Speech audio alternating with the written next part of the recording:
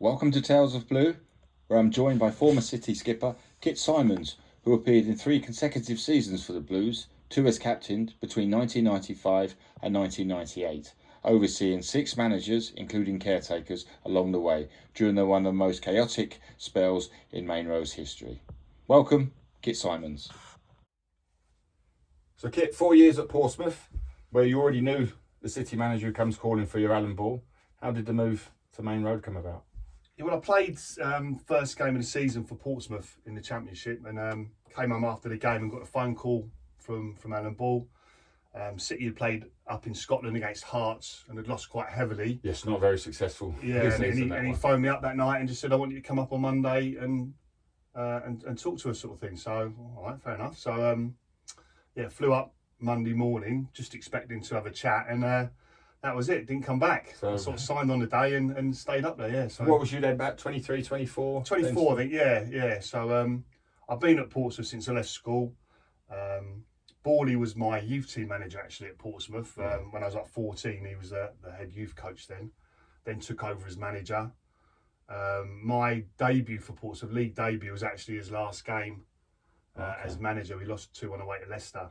But yeah, so he obviously knew me from Pompey days, phoned me up, and I went up, and obviously it was a great opportunity for me. Played Premier League football for a great club like City, so I jumped at it. Yeah. So the move's done pretty quickly then, and you're straight in the squad, I believe, for the first game of the season against Spurs.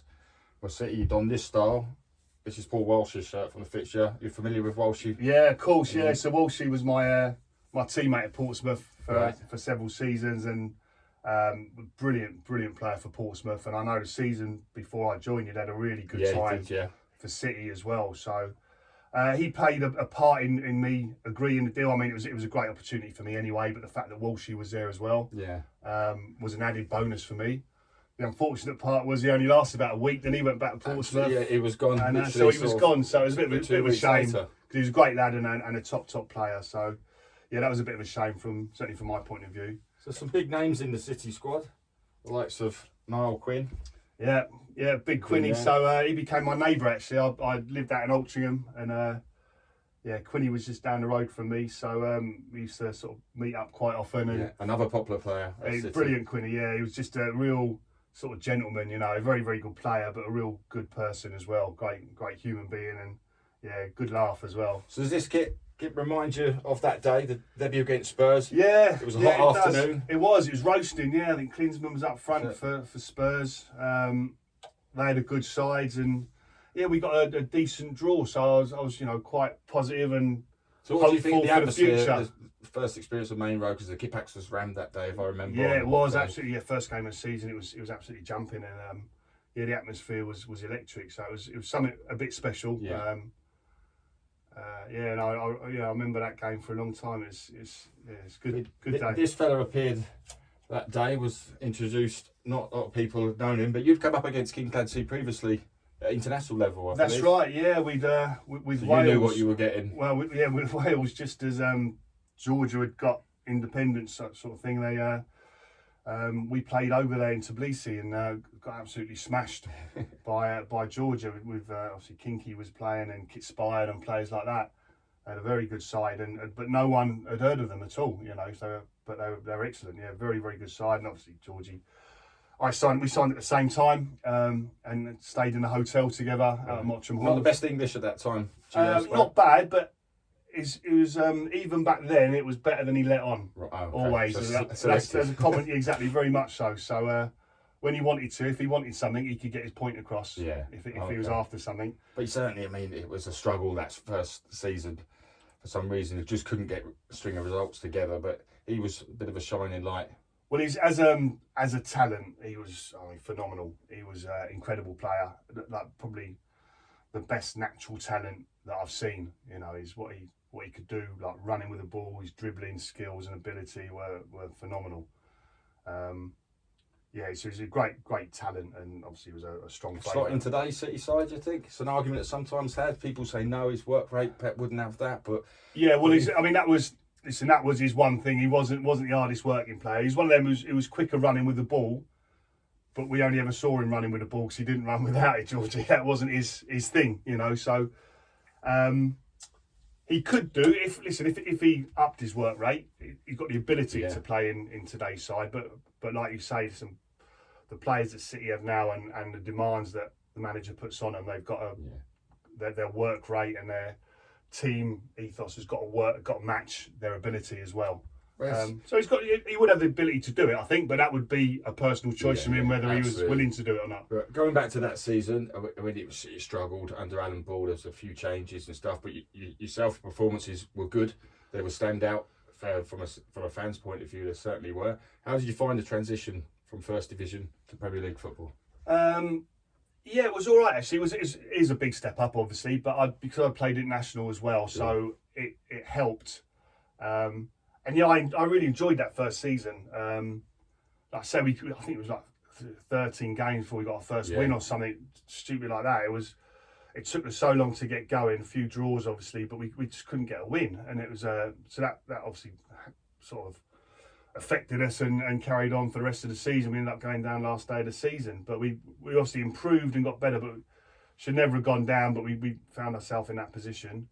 But yeah, like I said, I felt I played pretty well the first season, and it was a big step up. But yeah, I enjoyed that first season, but then obviously it was just could have been so different. You didn't miss a game in all competitions. I think I played pretty much every game. Yeah, I was.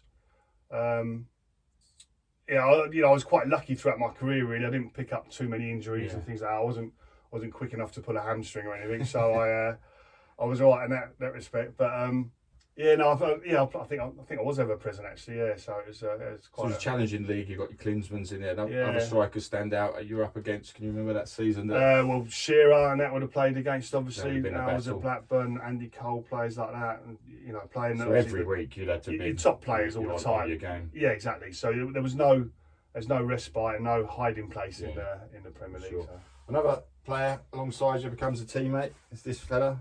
Yeah. You hear some stories of Nicky. He was big friends with you, I believe. What do you remember of Nicky Summerby that season? Yeah, so Buzz, again, it was a difficult season, I think, overall for everyone at the club. In the end, certainly, like I say, what happened on the last day and stuff. But he was a great lad, Nicky. It was a really good player. Out and out winger, really, and was an old-fashioned winger. Was signed as an old-fashioned winger. I remember they talking to Stan the groundsman, and they widened the pitch at Maine Road to play with wingers, but then obviously it was a different style of play then, and it maybe didn't suit Nicky quite as much. But yeah, a great lad, big friends with Georgie, like you're saying. Like a night out, the boys? Apparently, so I've heard a rumour like, On the fence on that one.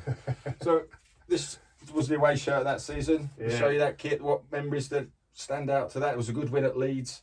In that shirt, I think there wasn't too many good wins. I think unfortunately that's talking about Leeds. I think they're the only team we did a double over, weren't they? We beat them home and away that season. So Leeds was a great day, great result for us. But there weren't too many, unfortunately. But I really liked the shirt. I thought it was a lovely shirt. Always a popular among the fans. No, really nice because it throw back to the '60s kind of thing. Yeah, really nice. I played alongside this fella. Who, for me, was a great centre half, a Rolls Royce of a centre half. Who could slot in today's game.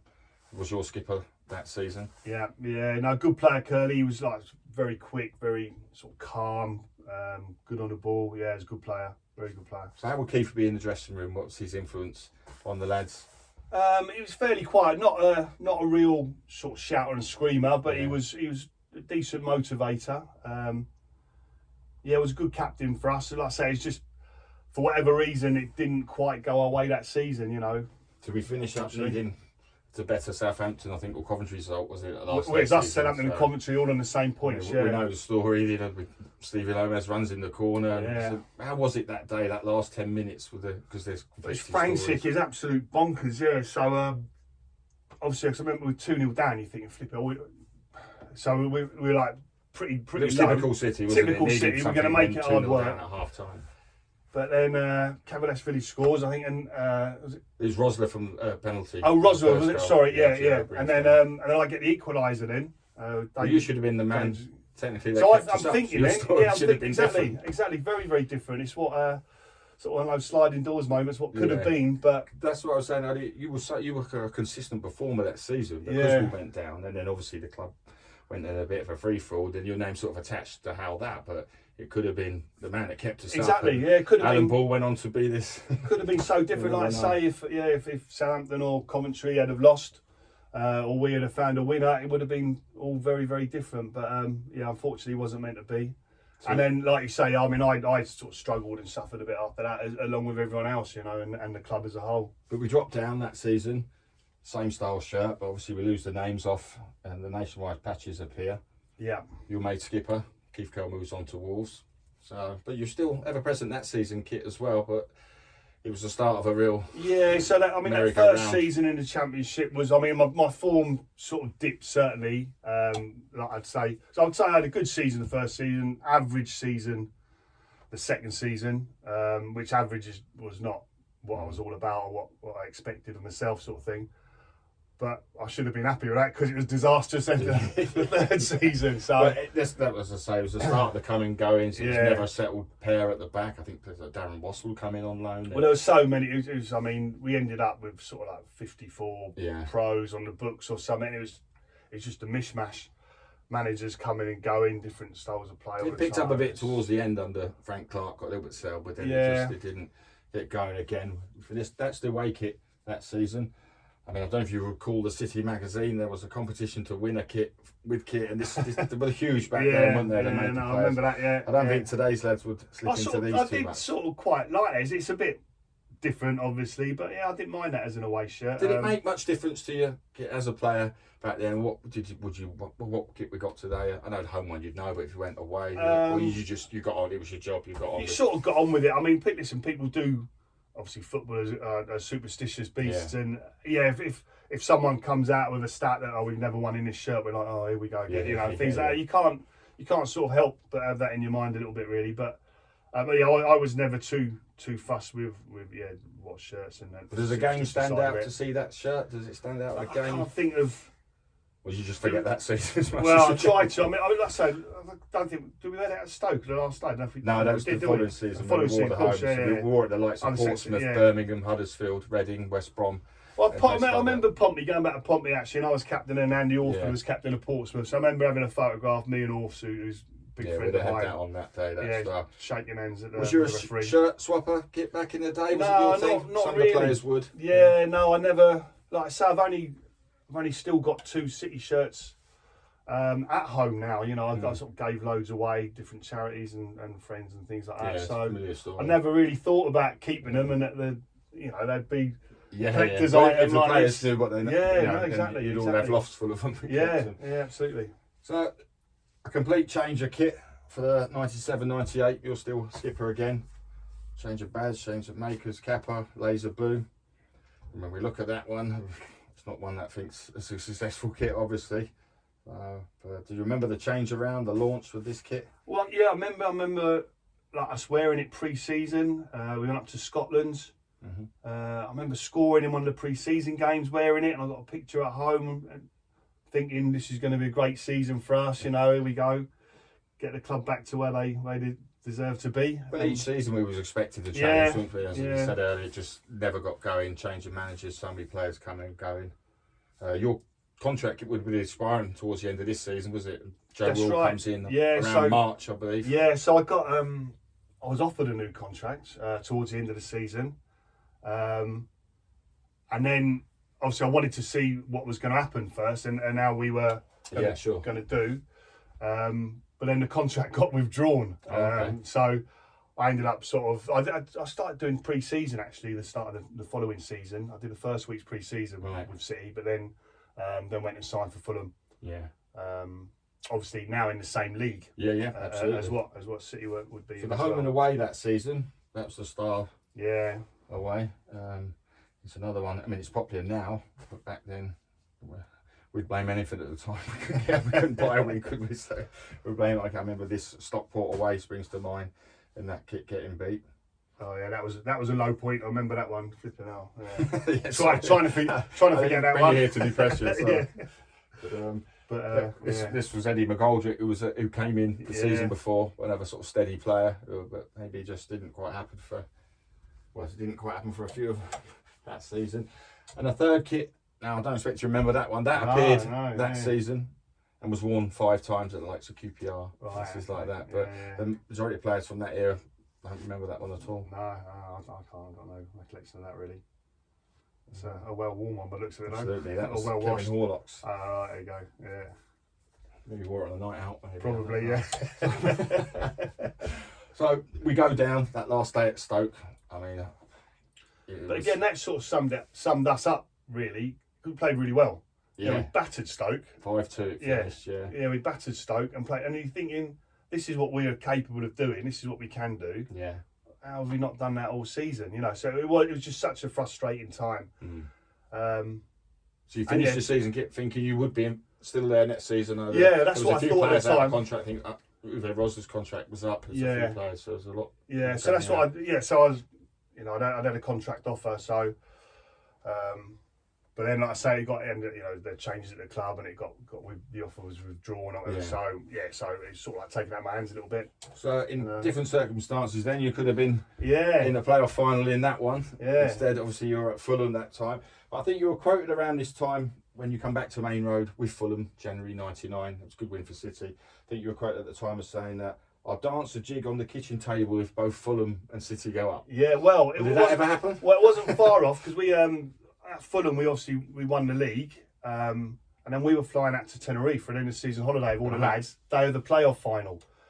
So I'm literally boarding the plane, I think, as Dickie scores. I've got it on the phone, and like so it was. It wasn't on my kitchen table, but I danced a few jigs in Tenerife. Yeah, that was for sure. So that worked out perfectly for me because although, like I say, things didn't go for me personally or for the club as we would want it to go. You know, I had a lot of fond memories, met a lot of good people. Did you get a good reception that day back at Maine Road? If you remember? Yeah, like I say, it was. I ended up being sort of Kit Symons' boo for the Kippax when my name was read out, and it got. Yeah, it wasn't very nice at the end, and it's tough. It's horrible when things like that happen. Sure.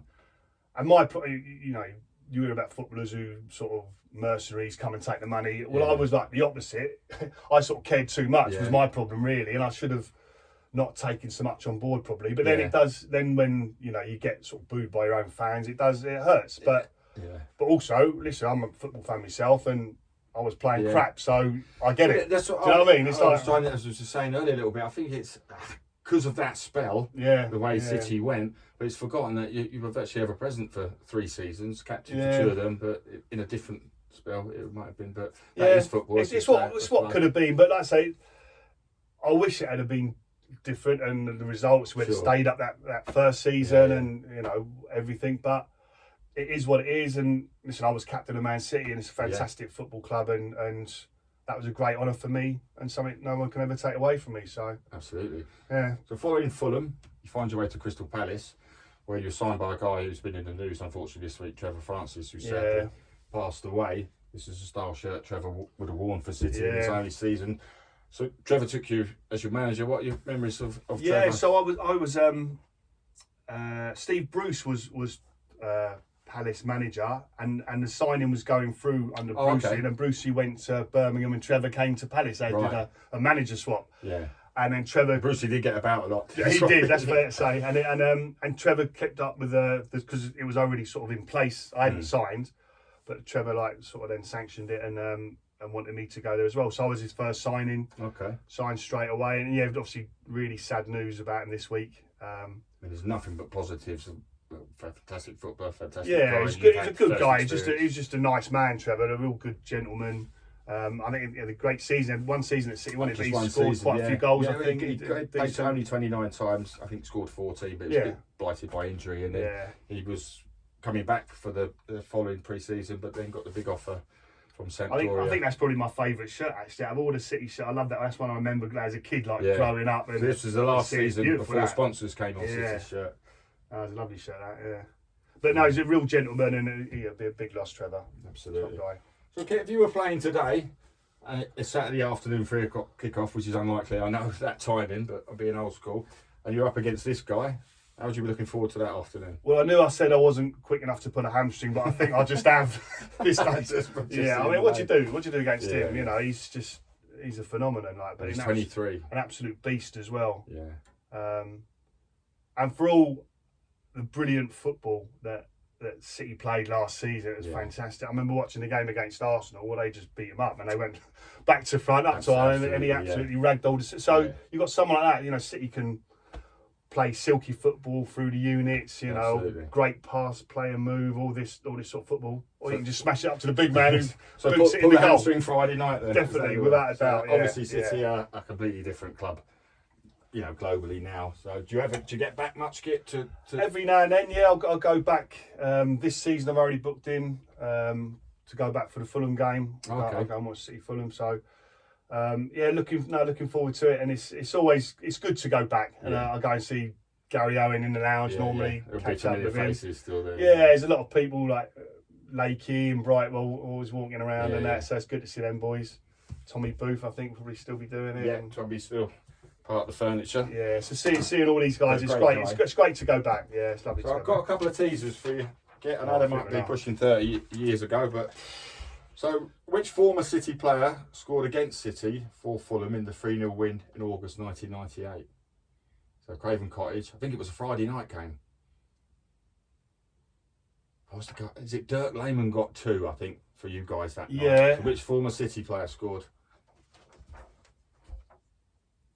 Peter Beardsley? It was Peter Beardsley, who had a loan spell with a short loan spell. Because I should have scored. I remember I missed a sitter. Good. I should have scored. Yeah. So this one, I don't know how you feel about this one. Who scored more goals for City, Kit Symons or Jerry Craney? It's got to be Craney, innit? Did he just about? Or Kit Symons 4. Was it? Yeah. Craney 4. So right, okay. That might be a stat you might not want to be associated with, but there you are. So name the 6 managers, including caretakers, you played under while at City. So obviously Borley, I mean Asa, 3 times or twice caretaker. Alan Ball, Wesa Hartford. So Frank, Richard Money took over. I think Richard had a caretaker spell.